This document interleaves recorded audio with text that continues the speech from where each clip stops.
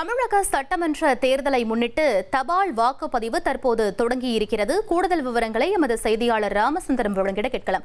ராமசுந்தரம், இந்த தபால் வாக்கை செலுத்துவதற்கு என்ன மாதிரியான ப்ரொசீஜர்ஸ் ஃபாலோ பண்ணணும்? குறிப்பா அது யார் முன்னிலையில இந்த வாக்கானது பதிவு செய்யப்படும்? தமிழக சட்டப்பேரவை தேர்தல் வரும் 23ஆம் தேதி நடைபெற உள்ளது. இதற்கான அந்த வாக்குப்பதிவு செய்வதற்கான அந்த ஏற்பாடுகள் தமிழக அரசு தேர்தல் ஆணையம் மூலம் தீவிரமாக மேற்கொள்ளப்பட்டு வருகிறது.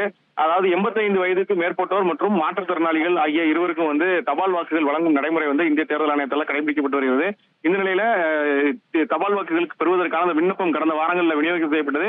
விருப்பம் உள்ளவர்கள் அந்த 85 வயதுக்கு மேற்பட்டோர் மற்றும் மாற்றுத்திறனாளிகள் விருப்பம் உள்ளவர்கள் அந்த விண்ணப்பத்தை பூர்த்தி செய்து அந்த வாக்குச்சாவடி மைய அலுவலரிடம் வழங்குவதற்கான ஏற்பாடுகளும் செய்யப்பட்டது. அதன் அடிப்படையில தகுதியான வாக்காளர்கள் தேர்ந்தெடுக்கப்பட்டு அதற்கான தபால் வாக்கு இன்று முதல் தொடங்கப்பட்டிருக்கிறது.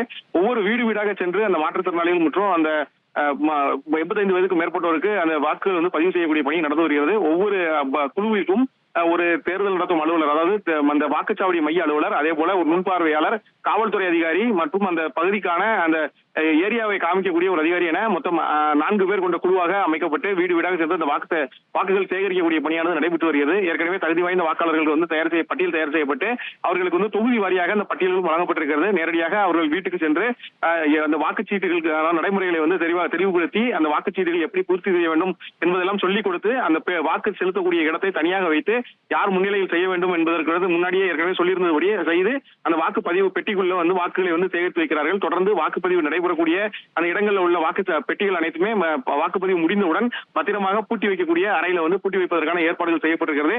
தேர்தல் நடத்தும் அலுவலர்கள் இது நேரடியாக கண்காணிக்கக்கூடிய பணிகளையும் மேற்கொண்டு வருகிறார்கள்.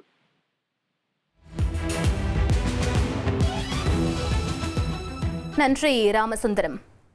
தமிழக சட்டமன்ற தேர்தலை முன்னிட்டு 85 வயதுக்கான முதியோர் மற்றும் மாற்றுத்திறனாளிகளுக்கான தபால் வாக்குப்பதிவு தொடங்கி இருக்கிறது. கூடுதல் விவரங்களை எமது செய்தியாளர் பாஸ்கர் வழங்கிட கேட்கலாம். பாஸ்கர், இந்த தபால் வாக்குப்பதிவு எத்தனை நாட்கள் நடைபெறும்? என்ன மாதிரியான ப்ரொசீஜர்ஸை ஃபாலோ பண்ணணும்?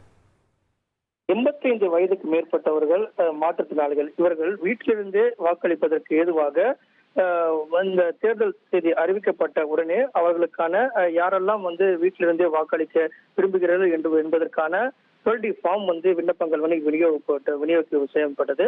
அதுல அவங்க மார்க் செஞ்சு கொடுத்தாங்க. அதன் அடிப்படையில வீட்டிலேயே அவங்க வாக்களிப்பதற்கான ஏதுவாக அதற்கான நடைமுறைகள் பின்பற்ற தொடங்கப்பட்டது. ஒருவர் மாற்றுத்திறனாளி 85 வயதுக்கு மேற்பட்டவர் இருந்தார். அவர் வீட்டிலிருந்தே வாக்களிப்பதற்காக விண்ணப்பித்தால் அந்த விண்ணப்பம் ஏற்றுக்கொள்ளப்படும் பட்சத்தில் அவர் வீட்டிலிருந்தே வாக்களிக்கலாம். அவர் வாக்குச்சாவடிக்கு சென்று வாக்களிக்க இயலாது. அதற்கு முன்னதாகவே அவர்களுக்கான வாக்களிப்பதற்கு ஏதுவாக அந்த வாக்குப்பதிவு இயந்திரம் மற்றும் அந்த தபால் வாக்கு இதன் காரணமாக அங்க அவர் வீட்டுக்கே சென்று தேர்தல் நடத்தும் அதிகாரி முன்னிலையில அவங்களுடைய கட்சியினுடைய ஏஜென்ட் எல்லாம் இருப்பாங்க. அவர்கள் முன்னிலையிலேயே அவர்கள் வாக்களிப்பதற்கு ஏதுவான நடைமுறைகள் என்பது தொடங்கும்.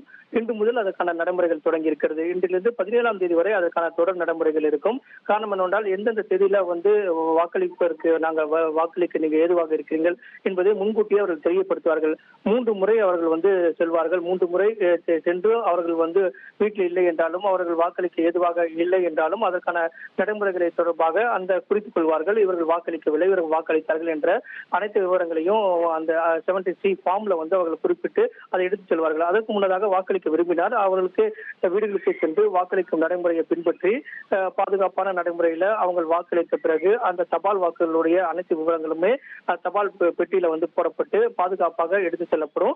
எந்த தொகுதியை சேர்ந்தவர்கள் அப்படிங்கிற அடிப்படையில அந்த தொகுதிக்கு உட்பட்ட வாக்கு எண்ணிக்கை மையத்துக்கு 23ஆம் தேதி வாக்குப்பதிவுக்கு நடைபெற்ற அந்த அனைத்து நடவடிக்கைகளும் முடிவெற்று அந்த வாக்குப்பதிவு இயந்திரங்கள் எல்லாம் எங்கு எடுத்து செல்லப்படுகிறதோ அதே வாக்கு எண்ணிக்கை மையத்துக்கு வாக்குப்பதிவு இயந்திரங்கள் செல்லக்கூடிய வாக்கு எண்ணிக்கை மையத்துக்கும் இந்த தபால் வாக்குகள் கலெக்ட் செய்யப்பட்டு அதுவும் எடுத்து செல்லப்பட்டு பாதுகாப்பாக வைக்கப்படும்.